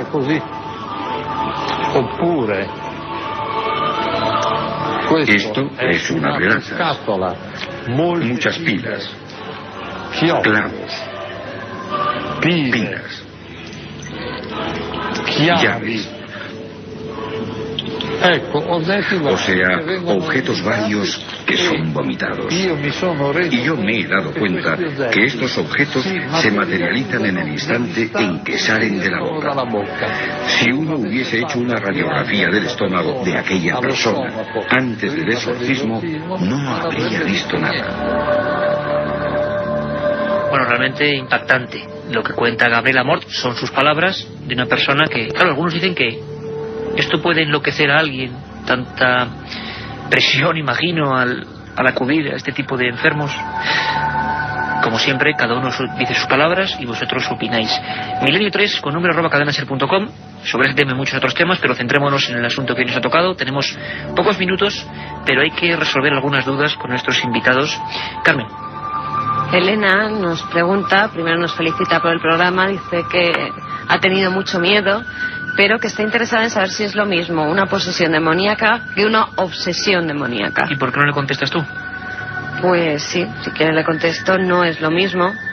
Una obsesión es estar obsesionado tú mismo con que tienes el demonio en el cuerpo, con que parece que todo a tu alrededor va mal, y es precisamente por esa influencia maléfica, por ese ser, que en teoría presuntamente puede ser el demonio, y en cambio la posesión es cuando verdaderamente se dan todo, pues algunos de los síntomas que durante el programa hemos relatado. O sea que la Iglesia dice que unos son explicables, digámoslo así, por la psiquiatría, es decir, que habría alguna serie de fenómenos, no lo que hablaba antes el padre Suñer, vasos que se rompen, puertas que se abren, y una persona que se cree endemoniada, que puede dar de sí un montón de fenómenos, y otra es la que supuestamente, siempre según la Iglesia, es la endemoniada. Otra pregunta, Carmen. Paco nos pregunta que dónde hay que acudir en el caso de que se piense que una persona puede estar posesa o poseída por algún ente maligno. Francisco, esta es un poco complicada, ¿no? Pero yo vamos. voy a sacar mi parte más ácida. Yo creo que ante situaciones extrañas lo primero que debería hacer es ir al psicólogo, al psiquiatra, ¿no? No vaya a ser... Lo malo es que mucha gente que cree en esto no cree en los directamente va al curandero, ¿no? Como en el caso del Albaicín o en el caso de Almansa. Y ahí sí que habría que advertir, ¿no, Francisco? Hombre, esto es como todo, el misterio tiene las dos caras, ¿no? La del fraude y otra que es la propiamente insólita. Y yo recomendaría a todo el mundo que directamente fuera al médico, ¿no? Al psicólogo, al psiquiatra. Que acudieran al obispado de sus ciudades, porque también los sacerdotes en muchos de estos casos tienen perfecta psicología para decirle dónde debe acudir esa persona o si realmente se están enfrentando a un caso extraño. Es importante ver la evolución un poco también de la Iglesia, de que en el siglo XII se quemaba a alguna gente o se exorcizaba de una forma brutal, y ahora al menos se va con un psiquiatra y muchas veces... Vamos con otra, Carmen. Pues esta es para Santiago Camacho. ¿Conoces tú personalmente algún caso de exorcismo, el que más te haya impresionado? Pues ha habido muchos, sobre todo en Estados Unidos. Posiblemente los más impresionantes sean... recuerdo un pastor anglicano allí que llegó ni más ni menos que a exorcizar a toda una población de Tennessee. No me recuerdo el nombre, pero vamos, si es imprescindible. Muy bien, americano. La semana que viene, que realmente pues no se sabía muy bien si ellos estaban realmente poseídos o realmente era una cuestión de histeria colectiva. Lo bueno es que gracias a la intervención de este buen reverendo, pues afortunadamente pues esta población pudo descansar en paz. Lo que yo creo que está muy claro, apenas hay tiempo para más, compañeros, es que hemos visto en la primera parte casos como el de Almansa o Albaicín, personas muertas por su propia familia, con la ignorancia, con la incultura, con el fanatismo, moviendo resortes muy atávicos que están ahí, ¿no? Y que hacen que salte esa espita, como decía Santiago Camacho, ese resorte. Ese sí que es el demonio. Ese mal y esa incultura concentrada sí que puede ser realmente diabólica. Empezamos este programa, esta edición especial de 9 a 11, con las frases del padre Merrin y el padre Carras. El diablo es mentiroso, el diablo engaña.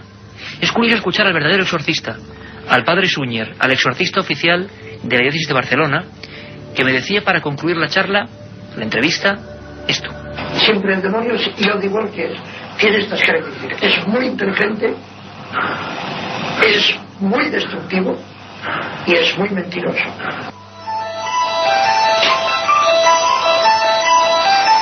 Lo decían los exorcistas, Pedro Suñer, hemos hablado del padre Solá, hemos hablado del padre Fortea, los que todavía hoy, y del Gabriel Amort, exorcista del Vaticano, que parece que siguen ofreciendo pues la imagen de un medievo que todavía no se aleja. Exorcistas hoy, ellos siguen ahí y dicen que los casos aumentan. Nosotros, desde luego, recomendamos prudencia, que no ocurra como en Almansa o en Albaicín, no dejemos paso a esa ignorancia, y quizá la psiquiatría en un futuro nos aclare muchas cosas. Mañana nos escuchamos.